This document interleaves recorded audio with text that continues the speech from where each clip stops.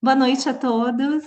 Eu sou a Sandra Matunoshita, franqueadora da SOS Alergia, e vou ter o prazer de, nessa noite, falar com o Dr. William Casagrande, que é um gastropediatra muito conhecido, renomado, não só no Distrito Federal, mas em todo o Brasil. Um amigo também muito querido para mim, tanto ele quanto a esposa dele, a Sara, e vai ser um encontro mesmo, né? E eu espero que vocês também aproveitem desse momento. William, bem-vindo. Olá, Sandra, boa noite. É um prazer estar podendo participar aí contigo nessa live. Um abração aí no Frank, uma saudade de vocês. Vocês são grandes amigos, nas crianças também. Então, vamos bater esse papo legal e gostoso e poder expandir os conhecimentos aí para todos. William, antes da gente começar com as perguntas mais técnicas, né, voltada para o tema da nossa live de hoje, fala para gente por que você decidiu fazer medicina e por que gastropediatria e também como é que você acabou caindo nesse mundo da alergia alimentar? Então, Sandra, na verdade, a medicina, ela foi uma escolha, não foi a primeira escolha, na verdade, mas tudo encaminhou para que ela se tornasse realidade, porque eu fui criado no interior e o meu sonho era cuidar da roça lá do meu pai. É, e certo momento eu perguntei para ele o que eu deveria fazer, né? Se ele achava que eu deveria ficar ou se eu que eu tinha uma queda pela medicina, né? Porque minhas irmãs também faziam já, mas tenho duas irmãs que fizeram medicina, né? E teve aquele encantamento, porque a gente tinha contato com elas, né? Vendo o que se tratava, né, da medicina, os assuntos, o comentário domiciliar mesmo, né? Isso me encantou, porque o cuidar das pessoas, né, o ser útil, né, de uma forma diferente. E meu pai respondeu, falei, olha, filho, você pode, se você ficar aqui, você não vai poder fazer medicina. Você vai ser só um cuidador aqui das áreas, né? Da fazenda, né? E se você for médico, você vai cumprir com aquilo que você deseja, que é essa área médica, e você pode voltar a hora que você quiser. Isso me animou, né? E foi uma paixão, a primeira encontro, né? O primeiro encontro. E a cada momento que eu fui tendo contato com a medicina, os anos foram se passando e o encantamento foi aumentando cada vez mais. E depois que eu me formei, né, eu falei, mas o que eu vou fazer? Eu falei, não, eu não sei o que eu vou fazer. Eu fui trabalhar no interior, a cidade pequena, e lá eu cuidava de crianças, né, na sua maioria, e idosos. E foi ali que eu me encontrei. Eu falei, bom, eu tenho que fazer ou geriatria ou pediatria. E eu parti para pediatria. E dentro da pediatria teve esse encantamento com a gastroenterologia pediátrica, porque meu histórico familiar tem meus sobrinhos são alérgicos e aí eu falei, não, essa definitivamente a área que eu quero e que é para minha vida. E foi a realização de um sonho e de vida e uma vocação mesmo, que é ser gastroenterologista pediátrico. E como você caiu no mundo da alergia alimentar? Então, a alergia alimentar foi uma questão familiar também. Minha filha, que hoje tem 5 aninhos, ela desenvolveu a alergia à proteína do leite de vaca, não mediada, né, porque ela tinha sintomas gastrointestinais, e ela também tinha alergia à soja também mediada. Então, acabou que eu falei, não, olha só, era isso mesmo que Deus estava reservando para minha vida. Eu tenho assim, o privilégio de cuidar da minha própria criança, né, da minha razão de viver, né, que é a minha filha, né. Muito legal, viu? Doutor William, define para a gente, de forma bem resumida, o que que é a alergia e o que é a alergia alimentar. Bom, a alergia, ela é uma reação inapropriada do organismo que interpreta uma proteína como estranha. Então, isso é a definição da alergia. A alergia à proteína do leite de vaca, o organismo interpreta a proteína do leite de vaca como estranha e faz uma reação imunológica contra essa proteína. E faz os sintomas que são os mais variados possíveis, né? Que pode ser de origem gastrointestinal, de origem na pele, né? E também respiratória. Como que a gente consegue diagnosticar a alergia à proteína do leite de vaca? Até para definir para algumas mães, né? Eu acredito que uma mãe, por exemplo, novata, né, fresquinha, às vezes ela vai ouvir muito a APLV, né? Mas o que é a APLV? Se você puder dar definição e explicar como a gente consegue fazer o diagnóstico. Então, a APLV é uma abreviação da alergia à proteína do leite de vaca. O diagnóstico, ela é feita através da manifestação clínica que normalmente a criança ou o paciente apresenta. Então, na classificação, nós temos os pacientes que são mediados por células, né? E aqueles que normalmente são mediados pela imunoglobulina do tipo E, que é uma defensora do organismo, e mediação de forma mista, né? Então, essa definição de que existem alergias à proteína do leite de vaca mediada por IgE e não mediada por IgE é uma mera definição, mas o que determina é o tipo de reação. Nas crianças que são mediadas por IgE, normalmente são situações de reações imediatas, aquelas reações que elas ocorrem entre 0 até 2 horas após o contato da substância alergênica, que pode ser o leite de vaca, o ovo, o trigo, frutos do mar, peixe, enfim, o alergênico em si, a proteína. Então, o tipo de reação você vai ter urticária, que é aquelas erupções da pele, e também inchaços, né? Que pode ser nos olhos, no ouvido, né? Na garganta, cursando com situações mais graves, que são reações anafiláticas. Agora, tem as reações não mediadas por IgE, que é o nosso tema principal, que são aquelas reações normalmente tardias. E, normalmente, as reações são gastrointestinais. Aí sim, eu posso ter diarreia, eu posso ter refluxo secundário, eu posso ter cólicas, desconfortos abdominais, e normalmente esses sintomas, eles se concentram na parte gastrointestinal. Por isso, quem faz o cuidado desse tipo de manifestação é o gastroenterologista pediatra. As mistas, geralmente, são aquelas que têm mais de um sintoma de manifestação. Elas podem dar manifestações de pele, que são as dermatites atópicas, a partir das manifestações respiratórias, normalmente cursando com a asma, né? E também a parte gastrointestinal, que daí ela direciona para sintomas mais graves, que daí são as enterocolites e também, que é conhecida como FPAS, e a esofagite eosinofílica, que são entidades à parte, que normalmente pode ser acompanhada também pelo gastroenterologista, mas a manifestação é um combinado desses sintomas.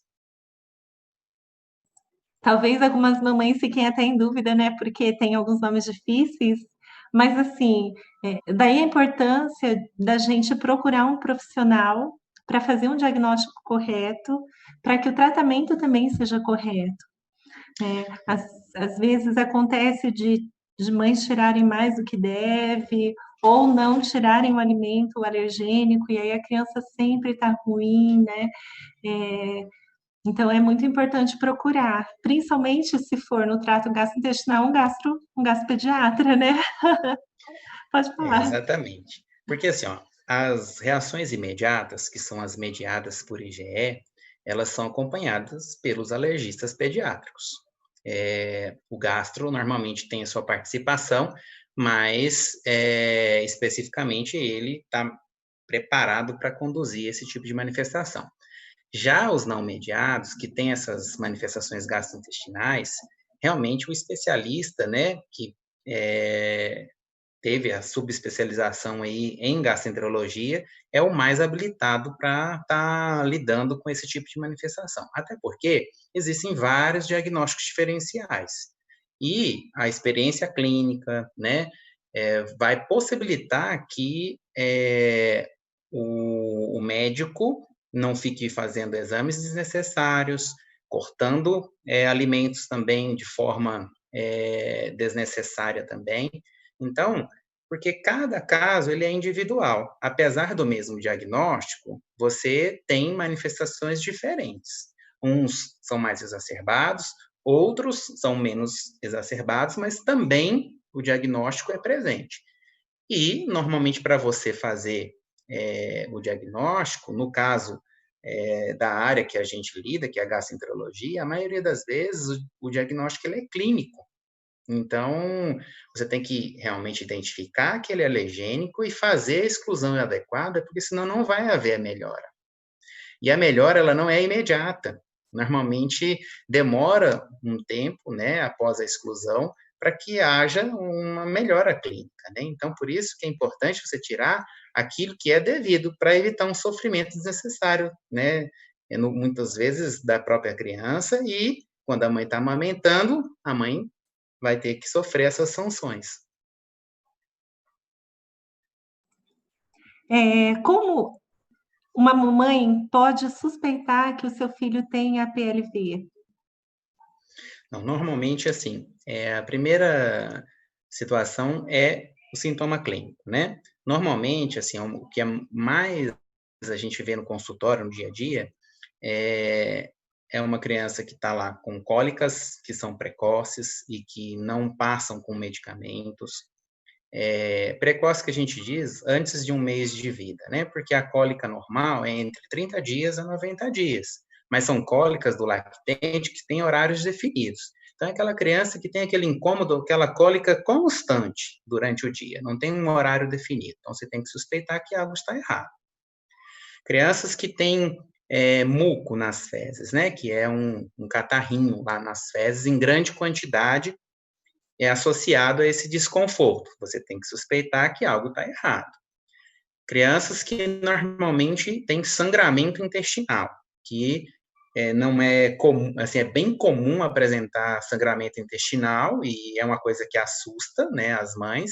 E aí, logicamente, que a criança vai ser levada ao atendimento. Mas nem sempre o profissional que não está habilitado, ele às vezes não sabe direcionar, lógico, assim, rapidamente para o profissional mais especializado. Então, sempre procurar o especialista. Crianças que têm regurgitações em excesso, ou seja, que aquele jato que é seguido de desconforto, também tem que suspeitar de uma possível APLV. Então, existe uma gama grande de sintomas que normalmente você pode suspeitar, mas a história clínica é muito importante, né? Quando que foi desencadeada, se tem antecedente familiar, se normalmente usa fórmula, se está em amamentação exclusiva. Então, tem todos um achado clínico para você direcionar. Mas esses achados que a gente disse aí são muito importantes, são marcos bastante importantes para você procurar um auxílio especializado. Algumas mamães talvez não saibam diferenciar a intolerância à lactose de alergia da proteína do leite. né? Até aproveitando, acho que vale a pena bater nessa tecla. Às vezes a gente ainda escuta profissionais da área da saúde, exatamente por não ser da especialização, falando alergia à lactose, né? Que não é correto, né? Não existe, não se deve falar, mas assim, às vezes é porque não é da especialidade dele mesmo, né? É, mas existe uma diferença enorme, apesar de ser o mesmo alimento, leite, né? O que causa intolerância é uma coisa e o que causa alergia é outra. E a minha pergunta, na verdade, eu vou pedir para você fazer uma diferenciação e também responder para a gente. É comum ter intolerância à lactose em crianças? E qual a diferença entre os dois? Então, a principal diferença da intolerância e da alergia a principal é a diferença do componente causador, né? Ou seja, a intolerância à lactose, ela é causada por um carboidrato, que é o açúcar do leite. Então, você não vai ter uma enzima, que é a lactase, que faz a quebra dessa lactose. Então, se você normalmente não tem essa lactase, que faz essa quebra da lactose, você vai ter a intolerância à lactose, ou seja, você não vai absorver o açúcar do leite. Agora, a alergia é uma reação imunológica contra a proteína, não é o carboidrato. A proteína do leite de vaca são três principais, que é a caseína, a alfa-lactoalbumina e a beta-lactoglobulina. Então, o organismo faz uma reação inapropriada contra essa proteína e normalmente não tem nada a ver com reação enzimática. Então, essa é a principal diferença entre a alergia à proteína e a intolerância à lactose. São componentes totalmente diferentes que as manifestações, apesar de parecidas, acaba que o causador é totalmente diferente. A idade da criança acometida também difere um pouco. Não é que não haja crianças abaixo de 2 anos que tenha intolerância, mas é muito, muito, muito raro, porque tem as intolerâncias, tem um tipo de intolerância que acomete abaixo de 2 anos, que é a intolerância genética, que é uma situação um pouquinho mais intensa e bem rara. Já a alergia à proteína do leite de vaca, ela acomete tanto crianças abaixo de 2 anos quanto acima de 2 anos. Antes, né, há um tempo atrás, acreditava-se que a criança desenvolveria o diagnóstico de alergia até 2, 3 anos. Agora, está bem mais comum o diagnóstico mais tardio, manifestações mais tardias, né? E tolerância também mais tardia. Eu lembro que eu peguei a fase em que diziam que até uns 4, 5 anos as crianças melhoravam, né? Aí depois comecei a ir nos eventos e eu via muita doutora Ariana Yang falando, não falem mais isso, né? Não falem mais porque não é o que está sendo mostrado. A gente tem que tomar cuidado para, inclusive, não gerar expectativas, né? Falsas para as mães, né? Mas tem uma chance de melhora, né? Isso é uma boa notícia, diferente de, por exemplo, algumas doenças, inclusive alimentares, como a doença celíaca ou o próprio diabetes, né? Que você tem que carregar para o resto da vida, né? É, uma pergunta que fizeram para mim é a Monique Rangel. Tem uma idade certa para a alergia passar ou diminuir? Na verdade, isso depende muito da idade do diagnóstico, porque isso é muito individual, porque ela tanto pode ter uma tolerância precoce, quanto uma tolerância mais tardia. Então, isso depende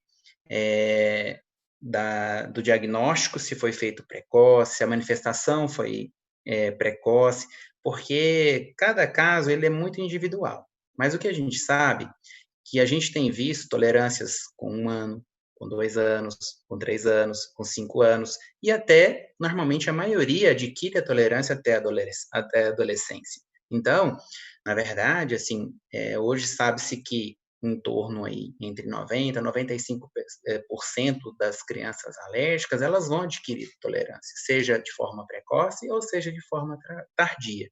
Então, se a preocupação é se há uma cura, que a gente fala que é tolerância, sim, há uma grande possibilidade de tolerância ou de cura. Vou emendar com a pergunta da Celeste Martins. Ela falou que o filho também é alérgico à proteína do leite, né, com níveis muito altos, provavelmente, né, quando faz o teste. E a pergunta dela também é a mesma, né, da Monique. Na verdade, não é a mesma, né? Ela pergunta se existe a possibilidade de diminuir, mas além do leite, ele também tem alergia ao coco, amendoim e pó, provavelmente, então, na parte respiratória. E a pergunta é a mesma, né? Tem possibilidade de diminuir? Então, na verdade, o que ela está falando é sobre o IgE, né, que é a imunoglobulina, que é mediadora da alergia, né? A gente, essa não é a área do gastroenterologista, mas a gente que lida com alergia, a gente tem que estar por dentro dessa questão. Então, o IgE total, vamos dizer assim, ele é um marcador geral da alergia, que ele, normalmente, ele fala não especificamente a que aquele paciente é alérgico. Ele só diz uma informação: tem uma alergia. Agora, se essa alergia está ativa ou não, nem depende, na verdade, do valor, se está alto, se está baixo, porque, na verdade, assim, eu sempre comparo que o IgE, ele é uma arma, assim, né, do corpo. E se essa arma ela não tiver gatilho, ela não funciona. Então, ela não é um bom parâmetro isolado para ver se está passando ou está aumentando a alergia, porque ela mede várias, vamos dizer assim, manifestações alérgicas, né? Quando é o específico, também ele sozinho, ele não é capaz de determinar se está tendo uma reação forte ou fraca, porque depende da avaliação clínica, se está tendo sintoma, e também depende do teste cutâneo. Então, ele isoladamente, ele não é um bom aferidor de melhor ou de pior. Então, você tem que fazer realmente um acompanhamento especializado e verificar esses 3 parâmetros, né? Sintoma, exame cutâneo, né? E sintoma que clínico, para você realmente ter justificativa desse valor desse exame. Então, na verdade, esse parâmetro aí a gente tem que ver caso a caso. Outro comentário que nas lives anteriores, todos os alergistas, todos, falam a mesma coisa, né? O teste ajuda, mas a observação clínica é extremamente importante. Por isso que é muito importante que as crianças sejam acompanhadas por um profissional que ajude vocês na verdade, assim, a pessoa mais importante para a criança alérgica é a mamãe e o papai, que eles convivem todos os dias, né? O médico ele vai fazer essa avaliação clínica, inclusive, com base no que a mamãe e o papai falam, né? Na hora que vão junto na observação da criança. Então, essa ideia de parceria eu acho maravilhosa, porque são duas pessoas, né? Não pessoas, mas são os pais e o profissional preocupado com a mesmo ser a criança, querendo bem para ele, mas tem que trabalhar de mão dadas, né? Aí aproveita até, algumas vezes é legal levar o papai, né, William? Geralmente, quem vai mais no consultório? São os pais ou as mães? O mais interessante, que, só voltando um pouquinho sobre essa questão dessa parceria, eu sempre falo para os meus pacientes que o meu papel é 5%, e o papel dos pais, dos cuidadores, 95%, porque são eles que estão 24 horas com a criança, né, com o paciente. Então, o meu sucesso, o nosso sucesso, depende de um conjunto de situações, ou seja, do meu diagnóstico correto e a condução deles corretamente. Então, eu sempre bato nessa tecla. Agora, essa questão de quem leva, o mais interessante que hoje, até vou prestar um elogio aos papais, que normalmente assim a gente não via no consultório os pais, né, homens, né, levarem as crianças, acompanharem sua esposa. Hoje em dia, normalmente isso tem pais que levam sozinho hoje em dia. Então, e fazem questão de participar, né, o casal. E eu também faço essa questão. Por quê? Porque são companheiros, né? E você está cuidando de um bem comum, né? Que é o seu filho, o maior bem, né? Que a gente possui. Então, e eu sempre, às vezes, até mando a minha recepcionista, as minhas gerente, né? Falo, olha, fale para o pai vir. E, e assim, sempre a gente tem uma satisfação bastante interessante. Muito bom. A gente tem uns pais muito queridos aqui na SS Alergia de Marília, mas assim, muito, muito, muito querido. Mas eu ainda vejo, né, pessoalmente, que a maior parte são as mamães, né? Mas eu acho que essa parceria é maravilhosa, quando a família inteira trabalha, né, em prol do filho, que é como você falou, é um bem comum, mas o maior bem comum que a gente tem, né, são os nossos filhos, né? Nós daríamos a vida por eles. Quando o papai e a mamãe estão junto, tudo fica mais leve, inclusive para a criança, né? Fica aí um incentivo, viu, mamães e papais, participem juntos. Vamos voltar um pouquinho para a conversa da, da questão da APLV, da alergia à proteína do leite de vaca não mediada por IgE, que os sintomas eles podem ser mais tardios, né?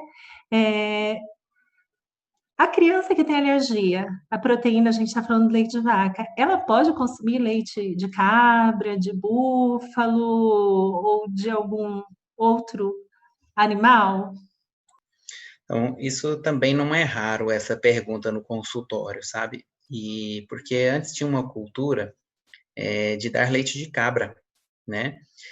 Hoje não está tanto comum, né? Porque o pessoal meio que partiu mais para a cidade, mas leite de búfala, de cabra, tem uma semelhança de até 92% com a proteína do leite de vaca. Então, são mamíferos.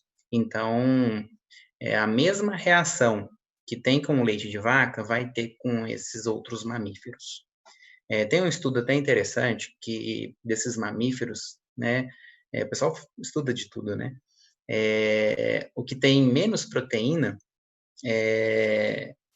desses animais todos é a camela.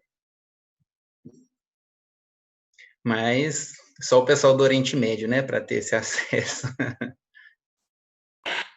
Mas se tem menos e tem um pouquinho, ainda é um perigo, né? Porque para o Com alérgico, certeza. uma gota em um oceano pode causar um dano enorme, né? Tem uma médica que sempre fala isso, uma gota em um oceano para o alérgico, que é diferente para o intolerante à lactose, né? Alguns toleram um pouco, ou baixa leite com baixa lactose, mas o alérgico, e aí, dependendo da sensibilidade, até o beijinho da mamãe no rosto, né? Pode causar uma anafilaxia. Ele nem consumiu só o contato, né? Mas legal. Aí outra dúvida que é comum é sobre a questão da substituição dos utensílios na cozinha, para evitar a contaminação cruzada com o leite. Como é que você orienta, as mamães com relação a isso? Bom, normalmente os utensílios, muitos pacientes podem até tolerar traços. E aí é importante você estar acompanhando e conhecer aquele paciente, né, a manifestação que aquele paciente tem. Mas grande maioria dos pacientes acabam que não toleram os traços. E alguns utensílios realmente são aqueles que são mais porosos, geralmente eles acumulam resíduos da proteína. Então, eu posso citar o exemplo assim de madeiras, plástico, teflon, silicone. Então, os que normalmente não deixam resíduos são aqueles que são mais lisos, né? Inox verdadeiro, o vidro, a cerâmica. Então, por exemplo, não chega a ser um utensílio, mas é o que você utiliza. A bucha também, ela acaba acumulando, né? Então, tem que haver a separação desses utensílios porosos. Os demais são possíveis de higienização, de sanitização, e você consegue reutilizá-los. Interessante, a gente está falando do leite, né? Mas, por exemplo, se a gente estivesse falando da doença celíaca, que também é da tua área, né, gastrointestinal, aí nem mesmo a mesma cozinha, o mesmo forno, o mesmo local a gente pode usar, porque diferente do leite, que ele não gera partículas, né? A não ser que seja fervendo, é claro, mas assim, a farinha de trigo, ela gera as partículas e elas ficam por dias no ar, correndo o risco de contaminar superfícies, utensílios que podem fazer muito mal para um celíaco, né? Só uma observação, porque tem essa questão que a gente tem que considerar quando a gente tem alguém com algum tipo, por exemplo, de é, restrição alimentar, né? A pessoa que faz a dieta de glúten só porque de repente quer emagrecer, não tem problema nenhum, mas se tem a doença celíaca, você tem que tomar um cuidado maior. A criança que tem alergia à proteína do leite de vaca, eu lembro que quando eu fiz faculdade, falavam muito do vidro mesmo. Vidro tinha prova, tá? Inclusive para a gente colocar em ordem quais os materiais mais seguros. O vidro era mais seguro com relação à absorção, mas ele tinha o risco de quebra, né? É, mas se a gente tem alguém que tem uma reação leve, é uma situação. Agora, se você tem em casa um filho que tem o risco de ter anafilaxia, aí o seu cuidado tem que ser muito maior, né? Inclusive de ter uma adrenalina, né? Você orienta os seus pacientes que têm anafilaxia a ter uma adrenalina em casa, William? Então, eu tenho alguns pacientes que são mediados e, normalmente, por segurança, alguns têm, né?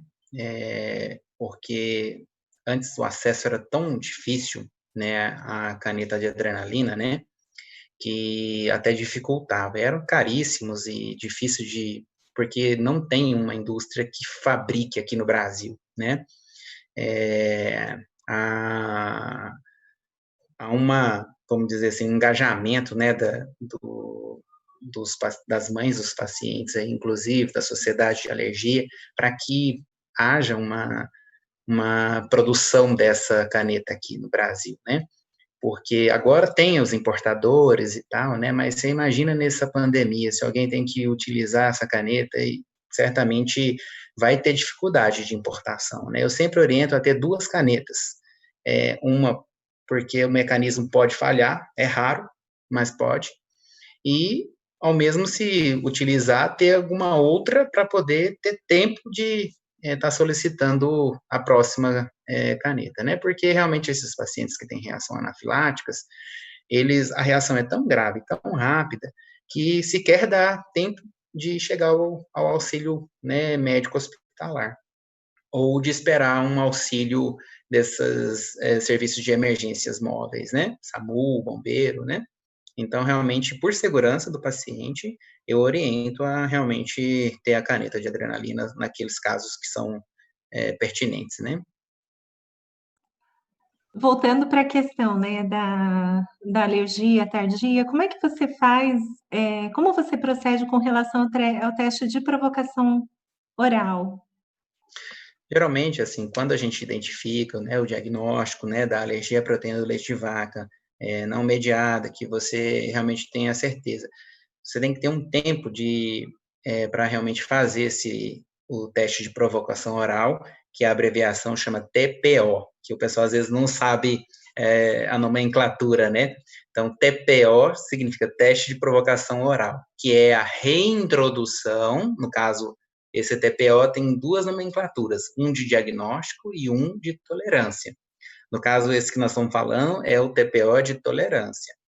Então, depois de um tempo que a criança está estabilizada, que pode também é individual, mas a média é entre 6 meses a 1 ano, a maioria é 1 ano, na verdade, pós-estabilização, você começa a reintrodução gradativa para ver se aquela criança ou paciente já adquiriu a tolerância. Então, você começa de forma gradativa com aqueles alimentos que normalmente são assados, depois os crus, até você estar com a vida normal. Mas o tempo e a velocidade que você faz essa reintrodução depende da manifestação, do histórico clínico, do acompanhamento de todo o histórico alérgico da criança. Tem umas perguntas que a Thaís Nayara mandou no Instagram, da SOS Alergia de Águas Claras. Algumas não são especificamente da sua área como gastropediatra, a não ser que o sintoma ele acabe atingindo a parte gastrointestinal que pode ser, né? A gente sabe que pode ser gastrointestinal, pele, né, ou respiratória. Então, vamos imaginar que seja na parte gastrointestinal, porque ela está perguntando da questão dos cosméticos que contêm leite.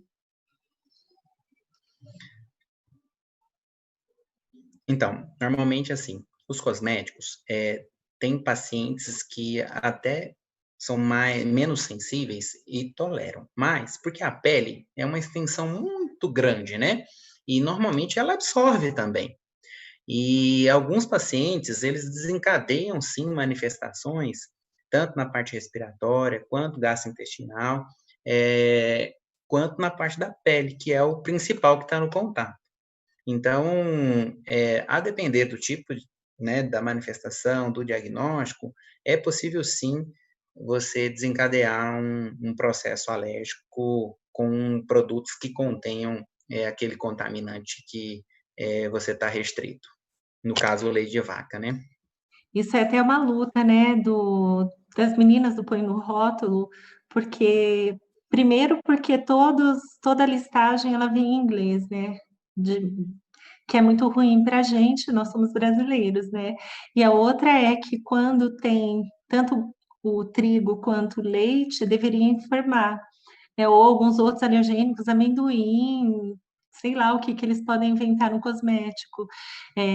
Dependendo da sensibilidade, a gente sabe que vão ser raras, né? As pessoas que vão ter reação, mas a gente pode ter algumas situações, não só pode ter, como a gente conhece relatos, né, de pessoas que reagiram, né?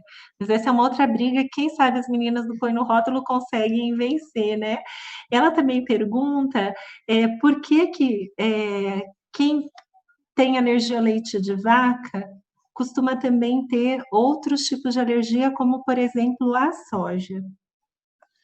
Na verdade, assim, a pessoa que é alérgica, ela pode ser alérgica porque ela é um atópico, né? Ou seja, ele tem uma sensibilidade de desenvolver qualquer alergia. E, na verdade, assim, o que é bem comum fazer, no caso, os alérgicos da proteína do leite de vaca não mediados, o que acontece, na verdade, é fazer uma reação cruzada, que a gente fala. Por conta, o soja, ele tem uma proteína muito semelhante à questão do leite. Então, os estudos dizem que em torno de 60% das crianças alérgicas à proteína do leite de vaca não mediada por IgE, eles reagem de forma cruzada com o soja. Não que eles sejam alérgicos ao soja, mas eles desencadeiam uma sensibilização por semelhança de proteína com o soja. Mas isso é por um tempo. Nem é muito tempo que ele acaba desencadeando essa reação, vamos dizer. Agora, tem sim a possibilidade de ser alérgico à soja e a leite, mas daí normalmente as manifestações elas são um pouquinho diferentes. Ou seja, você é mediada para uma proteína, por exemplo, do soja e não mediada para o leite. Então, daí já é um pouquinho mais diferente. Ou mediado por vários, ou seja, tem um diagnóstico de alergia múltipla. Aí, então, você tem várias manifestações alérgicas com vários alergênicos aí, né? No caso, mediados por IgE. Inclusive, a gente sabe que o ovo é um alergênico muito forte também, né? existe uma lista que os papais e as mamães podem encontrar, uma RDC 26 de 2015, que tem listado os principais alergênicos alimentares e inclusive o látex, que não é um alimento, mas as pessoas utilizam na manipulação de alimentos, podendo ter esse cruzamento, ficar uns resquícios de látex, e se a pessoa for alérgica e consumir alimento, ela pode reagir, né? Então, essa é uma lista de uma conquista do movimento Põe no Rótulo, que a gente acompanhou e tem muito orgulho dessas mães que brigaram por essa causa, né? Ela também pergunta se é mais fácil estabilizar um bebê sem alentamento. Deixa eu ver, é mais fácil estabilizar um bebê APLV sem alentamento materno? Na verdade, assim, ó, o paciente alérgico, ele em aleitamento materno, normalmente ele funciona como um protetor, né? Vamos dizer assim. Por quê? A mãe, esse leite, ele foi fabricado para a criança. É o melhor leite do mundo. Então, ele tem todos os anticorpos, todos os mecanismos de defesa. Então, com certeza, a luta de você fazer uma restrição, né, da mãe, né, que está amamentando, é para a proteção dessa amamentação. Além de todas as vantagens, né, do aleitamento materno, acaba que há um processo mais rápido de estabilização quando a criança está em aleitamento materno exclusivo, né? Ou quando começa a comer outra história, mas do que em detrimento a um uso de fórmula, né? Porque a fórmula, ela, querendo ou não, por mais que seja uma fórmula especial, ela, a base dela, normalmente é a base de leite de vaca, né? Extensamente quebrada ou totalmente quebrada, mas a base de leite de vaca. Nem se compara às vantagens do aleitamento materno. A gente sabe que nem todo mundo consegue amamentar, né? E aí a gente já falou em outras lives, não se sintam culpadas. Agora, se você amamenta e está pensando em parar, aí conversa com um profissional da saúde, porque o melhor, eu acho que um dos bens mais preciosos que Deus criou foi o leite materno, né? E a gente dá para os nossos filhos nesses primeiros momentos de vida, os primeiros anos, né? Imaginando que ele vai viver 80, 90, 100 anos, né? A gente está dando um presente muito valioso para eles, né? Então, se você está esperando um filho, se você está com o bebê amamentando, desesperada, querendo abandonar a amamentação, não desista, converse com um bom profissional, busque orientação, porque é um presente de Deus, né? É, Aí Exatamente. tem a Catarina Mello, que ela colocou algumas dúvidas interessantes, né? Como ter certeza do diagnóstico em bebês e crianças com menos de 2 anos? Acho que É, você já falou um pouquinho, né, é. também. Na verdade, assim, há um folclore, na verdade, que é possível de fazer exame só quando a criança tem 2 anos. Isso, na verdade, já caiu por terra. Por exemplo, se a criança é uma criança mediada por IgE, normalmente esse exame ele pode ser feito. Imagina aquela criança que está tendo uma reação anafilática. Dá para você tentar identificar. Normalmente, lógico que o sistema imunológico próximo aos 2 anos está mais maduro e reporta a questão da realidade com maior destreza. Só que isso não impede de fazer antes, mas isso é no caso de crianças mediadas por IgE. Agora, crianças não mediadas, não interessa os exames. Na verdade, interessa a parte clínica, né? Então, por isso que é importante estar fazendo o acompanhamento com o especialista e não sair fazendo exames desnecessários, né? Ou seja, uma criança não mediada, ou seja, que não vai dar, né, assim, positivo mesmo o exame, né? E a gente recebe muitos pacientes no consultório, né, com sintomas de não mediado, ou seja, que o diagnóstico teria que ser clínico, que aquele monte de IgEs, né, solicitados lá, para todos os alimentos que a criança sequer comeu, entende? Então, a gente fala que são os famosos canetas nervosas, né? Ou seja, sai pedindo um monte de exames sem necessidade. Então, peça aquilo que realmente é plausível para o quadro clínico do paciente, e não de forma desnecessária, porque isso traz uma dificuldade de entendimento para aquela mãe que está desesperada e tendo incertezas, né, das manifestações da criança, porque imagine, ela está lá com o exame negativo, o que ela vai pensar? Em dar o leite. E o que vai acontecer? Vai ter reação. Então, São os famosos falsos negativos, né, que podem exatamente. aparecer.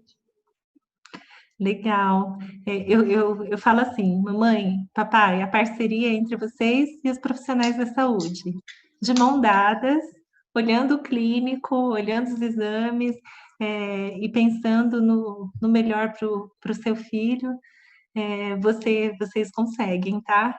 Já acompanhamos milhares de mães e crianças, né? Se isso leva esperança ao coração de vocês, a gente acompanhou milhares de crianças melhorando. E por isso nós somos tão apaixonados por essa área, né? E eu acredito que todos os profissionais que passaram por aqui também são, né?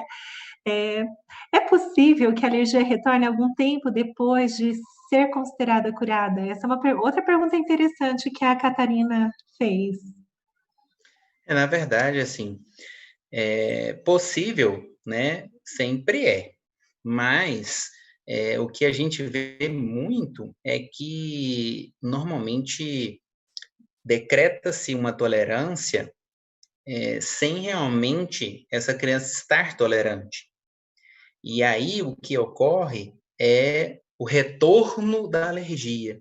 Mas, na verdade, é que não houve essa tolerância. Então há uma confusão de que voltou a alergia. Mas, na verdade, o que aconteceu muitas vezes é que você não teve uma tolerância, não teve uma introdução, um teste de provocação bem feito, né, sob orientação. Então, aí vem a importância, novamente, de estar sendo acompanhado pelo especialista. E, de novo, o olhar clínico, né? Porque às vezes o teste vai dar que deu, melhorou, e assim, historicamente, um dos desastres que a gente acompanhou muito na SS Alergia é quando a criança, perto da Páscoa, faz o exame e dá normalizado. E ela ganha muito ovo de Páscoa com leite da família inteira, porque ela melhorou. E a mãe deixa ela comer absurdamente. E logo depois, a gente acompanhou muitos casos de crianças que depois param no hospital. E aí, quando vão de novo fazer o teste, o negócio está tudo estourado, né? Então, às vezes é porque realmente, clinicamente, não tinha melhorado, né? Ou não fez o processo correto como deveria ter feito, né? Mas ela faz mais duas perguntas, tá? Como saber se o sintoma é realmente da alergia quando surge muitos dias depois, isso tem tudo a ver com o nosso tema, né? Muitos dias depois de consumir determinado alimento. Como saber se o sintoma que é alergia? Então, normalmente, assim,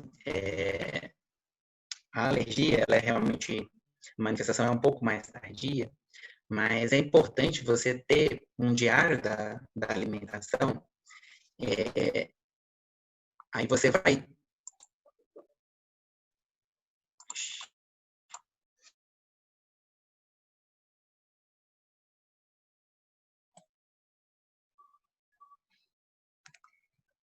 Olha, o Dr. William Casagrande, ele caiu momentaneamente, mas a gente aguarda ele que ele já retorna. Então, vou aproveitar esse tempo de retorno dele para comentar com vocês, né? Eu ainda não estou na fanpage. Eu entrei e vi que tem algumas perguntas. Eu anotei ao longo do dia algumas perguntas que vieram das redes sociais, de outras redes sociais, né? Mas eu já estou aqui, e eu sei que Luiz Gina, né, tem uma pergunta. Assim que ele voltar, eu pergunto para ele, tá? Gabriel e a Raquel também têm uma pergunta. Deixa eu aproveitar para lendo aqui, Luiz Gina. Meu filho e eu não apresentamos alergia ao leite de vaca, mas temos apenas um médico gastropediatra que descobriu do meu filho é uma nutróloga, peraí, mas temos apenas um médico gastropediatra que descobriu do meu filho e uma nutróloga descobriu o meu. Foi diagnosticado pela clínica e não por exames, porque davam negativos. Então, Luigina, só para entender, se você puder colocar aqui embaixo, vocês não apresentam alergia à proteína do leite de vaca nos testes, mas clinicamente vocês têm, que é um pouco do que a gente tem conversado na live. Você só pode confirmar para mim se é isso mesmo, né? E é mais ou menos o que a gente tem falado, né? Às vezes é, o exame dá negativo, mas você come alguma coisa com leite, aí a tua pele fica toda cheia de feridas, ou você apresenta alguns sintomas respiratórios ou gastrointestinais, né? E sempre que você consome alguma coisa com leite, recorrentemente, né? Que também, né, por exemplo, se for uma diarreia, pode ser uma intolerância à lactose. Mas é interessante, que bacana que uma nutróloga descobriu do seu filho. Eu não sei, gente, deixa eu dar uma olhada aqui para ver se o Dr. William me mandou alguma mensagem. Ele acabou caindo, eu peço desculpa para vocês, viu? Tem mais algumas perguntas aqui. Bom, vou aproveitar para falar com vocês. Nós temos programado, Frank, eu vou mudar de tela, tá? A gente tem programado uma série de lives desde que a pandemia do coronavírus chegou aqui no Brasil. Eu vou mostrar para vocês um banner das próximas lives, até para vocês poderem se programar caso vocês queiram assistir, tá? Aproveitando esse tempo de entrada do Dr. William. Aí ele voltou. Problemas técnicos. Problemas técnicos. Então eu mostro antes da gente finalizar. Não se preocupa, não, William. Eu estava conversando com o pessoal, sozinha, falando sozinha, né? Mas já faz parte. Faz parte. Agora eu só não me lembro exatamente o que se eu tinha feito uma pergunta. Você lembra, Isso, eu William? lembro. Que você tinha perguntado como é que faz para identificar outras manifestação alérgica daquele alimento sem ter um parâmetro, né? Na verdade, assim, você tem que ter um diário da alimentação e isso facilita, normalmente, você identificar relacionar a manifestação da alergia àquele alimento que você consumiu anteriormente, principalmente nessas alergias de manifestações tardias, porque às vezes ela pode manifestar uma reação entre 12 até 72 horas, e aí fica difícil você identificar, mas se você tiver lá anotando tudo que normalmente é ingerido, fica fácil de você voltar nesse diário e identificar aquele alergênio que foi o causador da manifestação clínica, né, da reação.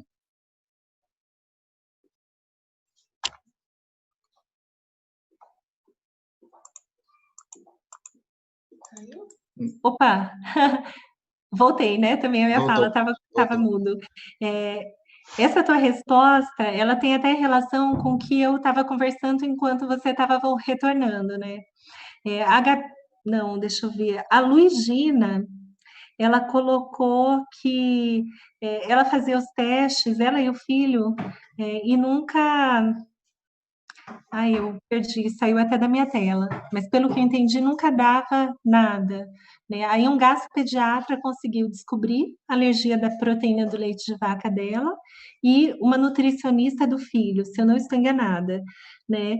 E aí, assim, a gente volta para a questão do clínica, da questão clínica, e o diário de anotação é muito importante, porque você consegue ir observando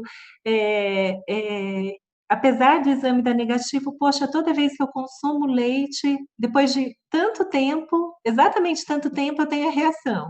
E a reação é essa. Então, você vai anotando, às vezes não é o leite, às vezes é o amendoim, às vezes é uma castanha, o próprio ovo.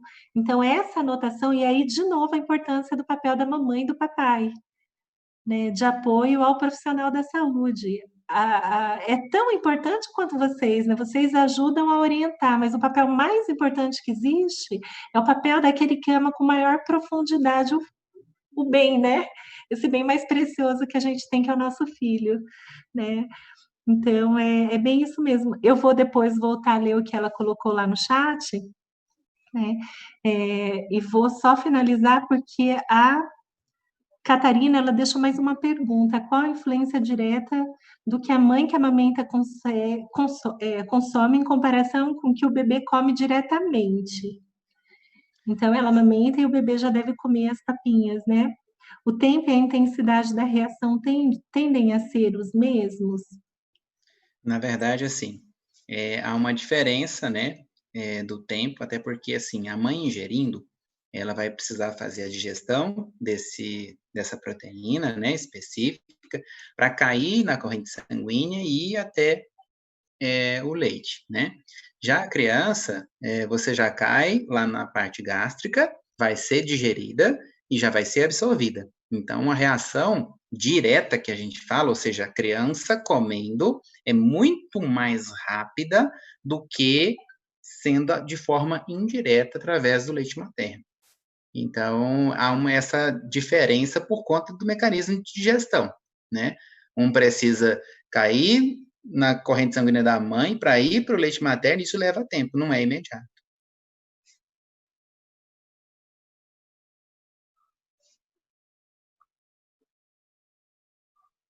Tá mudo de novo, Sandra.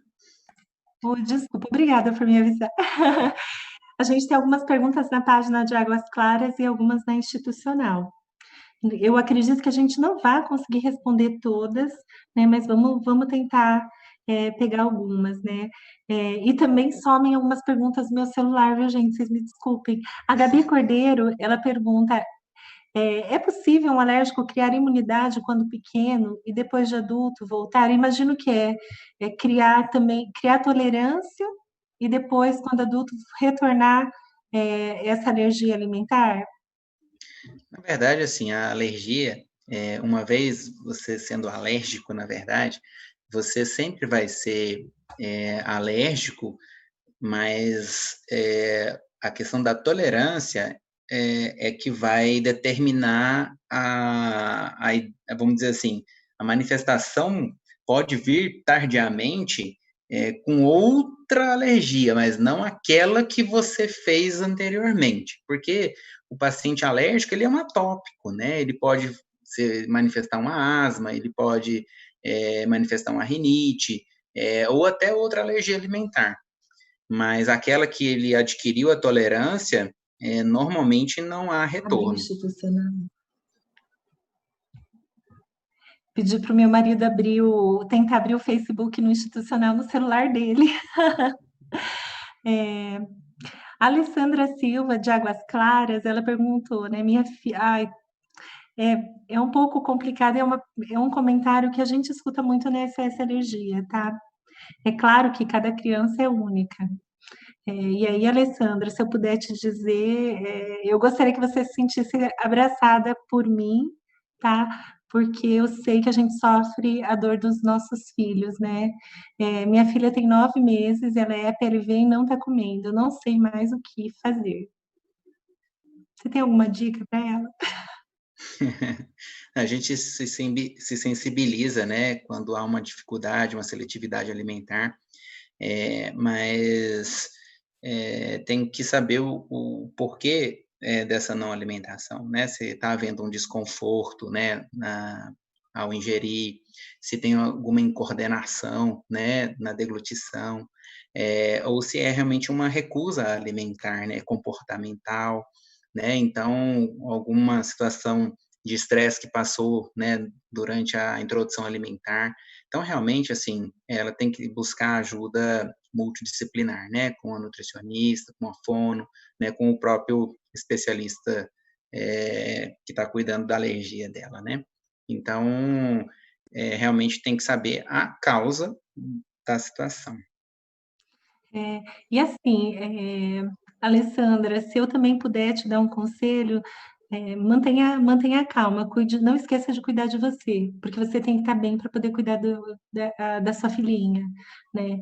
E aí, nesse momento de pandemia que a gente vive, então a gente tem o fator, né, fisiológico dela não querer comer, nós temos também os fatores emocionais, psicossociais que nos rodeiam, de ver essa pandemia fazendo tanto mal, não só no Brasil, mas no mundo todo.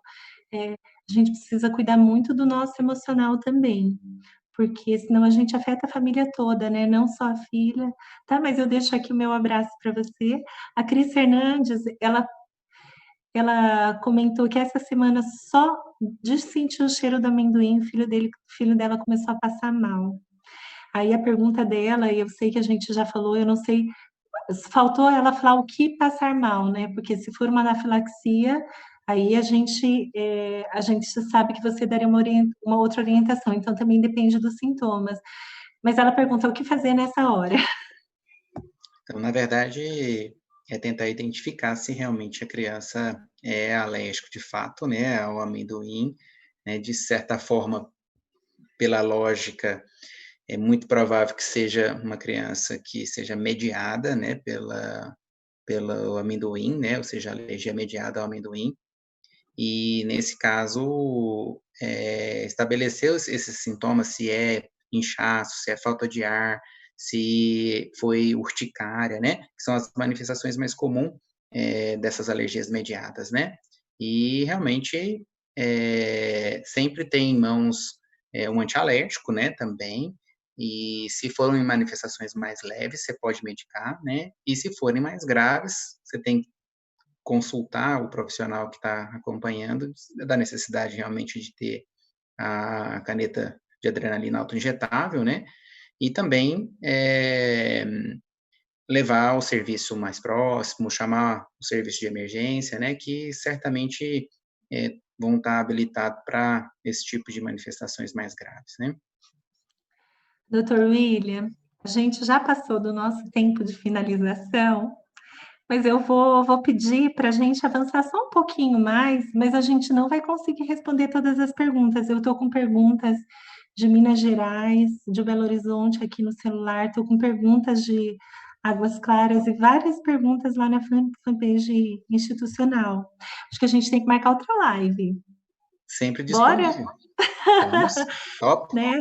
É, com certeza, porque eu me sinto até um pouco mal de não conseguir responder tudo, de não conseguir colocar, responder não, porque não sou eu que respondo, né? Mas de não conseguir colocar todas as perguntas, né?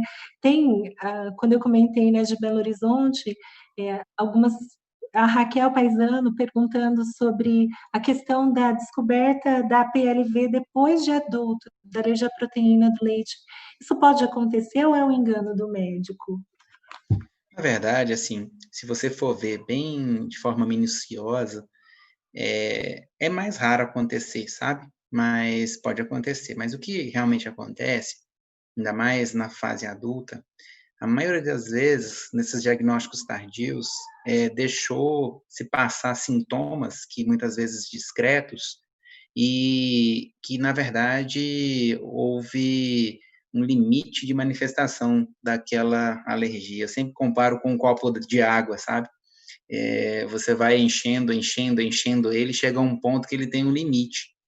Então, você vai, às vezes, negligenciando pequenas informações, manifestações alérgicas, e vai chegar um ponto que vai chegar a esse limite e vai manifestar. Pode ser na fase adulta, pode ser na adolescência, pode ser com 1 ano, ou pode ser com 9 meses, enfim. Mas, certamente, um médico de confiança que normalmente leva em consideração todas as informações que você presta, que você tem um relacionamento estreitado com aquele profissional, isso faz toda a diferença. Então, a gente reforça aí a necessidade de estar acompanhando por bons profissionais, né, que gostam, que amam o que fazem, né, assim como vocês aí da SOS, que faz com todo carinho, todo amor, com toda dedicação. Então, o profissional ele tem que ser assim em todas as áreas. Eu concordo com você. E outra coisa, eu sou uma pessoa que sofri muito com a parte respiratória e dermatite de contato, 23 anos sofrendo muito, muito, muito mesmo. E aí fui fazer um teste já com 23 anos, o meu braço foi inchado. Eu fiz o prick, ficou inchado no leite. Eu sempre falo que eu como, gente. Eu passo mal, mas eu acabo comendo, tá? Mas eu fui uma que descobri adulta, mas não é porque a alergia começou adulta. Ela provavelmente me acompanha desde que eu sou bebê. E eu sofri tanto na minha vida porque não caí na mão de um especialista, e aí a gente está falando de 40 e tantos anos atrás, né? Que os médicos que falavam de alergia alimentar eram chamados de louco, porque isso aconteceu, né? É, e eu não fui tratada corretamente, e é uma pena, né? Então, graças a Deus, vocês, mamães e papais que estão assistindo, com certeza caíram nas mãos de bons médicos, por isso estão acompanhando a gente hoje, né? Graças a Deus a gente teve essa evolução também. Doutor William, tem muita pergunta aqui, eu acho que a gente vai ter que fazer uma segunda live, mas temos uma programação. Deixa eu só aproveitar, eu vou fazer um A gente faz de compartilhamento. perguntas e respostas, Sandra, tudo bem. Pois é, acho que a gente vai ter que fazer isso mesmo. Deixa eu ver se eu consigo abrir. Você quer ir fazendo algumas considerações finais, fazendo favor? E aí eu já vou Sim. abrir. Reiterando a minha gratidão pelo convite, né? O seu convite, todo o carinho aí com a minha família que vocês têm, né? E que sempre tiveram, você, o Frank. E a gente morre de saudade de vocês. Faço o convite aí de nos visitar assim que for possível aí dessa pandemia, né?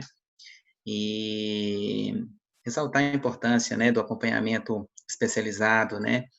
De que se você tem um médico de confiança, que você preste todas as informações necessárias, né, para que ele possa te ajudar de forma eficaz e segura, que não fiquem informações desencontradas, que tirem todas as suas dúvidas e que realmente te trate com amor e carinho e respeito. Ai, muito legal. Eu vou compartilhar agora a tela. Deu, Fê? Eu tenho só que esperar o meu marido subir. Pronto. Aqui a gente fez um banner com as próximas lives. Então, agora, hoje, né, do Dr. William. Semana que vem, mamães e papais, a gente vai ter uma atividade diferente. Ela vai começar às 19 horas. A gente vai fazer uma atividade com um ator e professor, né, um educador, o Júnior Obata. Ele é muito divertido. Ele vai fazer algumas atividades e assim, na verdade, o convite para vocês é que vocês chamem seus filhos para participarem com a gente. Os 20 primeiros minutos, 25 minutos, a gente vai fazer atividade com as crianças, tá? E depois a gente vai falar sobre como usar a criatividade para criar momentos incríveis com os nossos filhos. A gente vai usar os materiais que nós temos em casa para aprender a contar a história, a nos divertir com as crianças, né? Eu conto que quando os nossos filhos eram, o nosso filho era pequenininho e eu falava para o meu marido, eu não sei se amanhã a gente vai ter condições financeiras. E eu não quero que ele seja feliz com base em recursos financeiros, em dinheiro. Não é o dinheiro nos dá conforto, mas ele não nos dá felicidade. Então, ele era o primeiro neto, o primeiro sobrinho, ele ganhava muito brinquedo, muito, muito, muitos brinquedos. Mas quando eu ia brincar com ele, eu pegava a caixinha de remédio, eu pegava as pets de refrigerante e a gente brincava e se divertia muito com os materiais que a gente tinha em casa, porque eu queria que ele entendesse que existe valor em qualquer coisa, né? E a gente vai falar sobre isso, tá? Como no momento de pandemia, usar aquilo que a gente tem em casa para se divertir com os nossos filhos. Então, fica o convite para vocês. E tragam seus filhos. Então, semana que vem, às 19 horas, os primeiros momentos, criança tem pouco tempo de atenção, então é o que a gente vai fazer.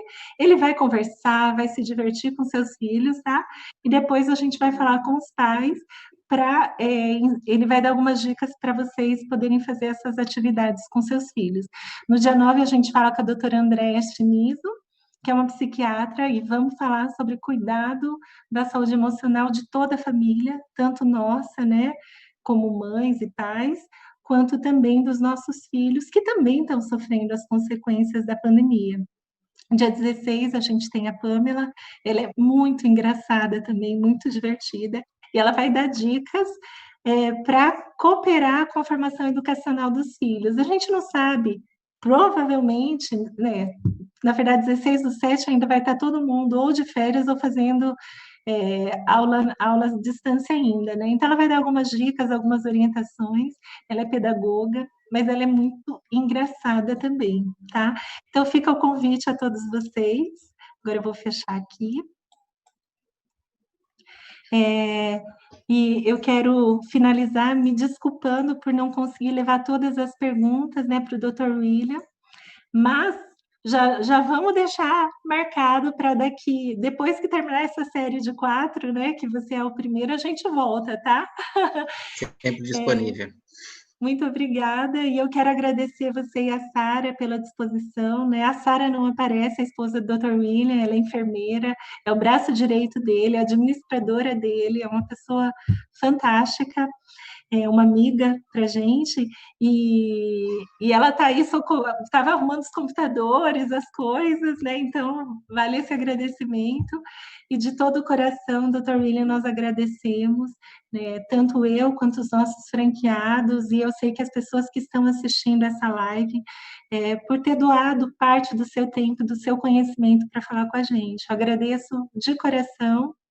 E aí, a todos, né, que assistiram também, fica a minha gratidão, e a gente se vê quinta-feira que vem, 19 horas, com os seus filhos, porque são eles, papais e mamães, não fiquem ofendidos, tá? Mas são seus filhos que são a razão de existir da SOS Alergia. Nós somos apaixonados por eles, e aí caiu a ficha nossa, e falamos, gente, ninguém está falando com as crianças, a gente precisa falar com elas, né? Elas são a razão de existir da SOS. Então, fica o convite para todos vocês, tá? Obrigada, Dr. William. Um abraço para todos. Boa noite. Boa noite a todos. Eu agradeço novamente o convite e, assim, deixar meus parabéns aí pelos 16 anos da SOS Alergia. Muito obrigada. Um abraço a todos, gente. Um beijo.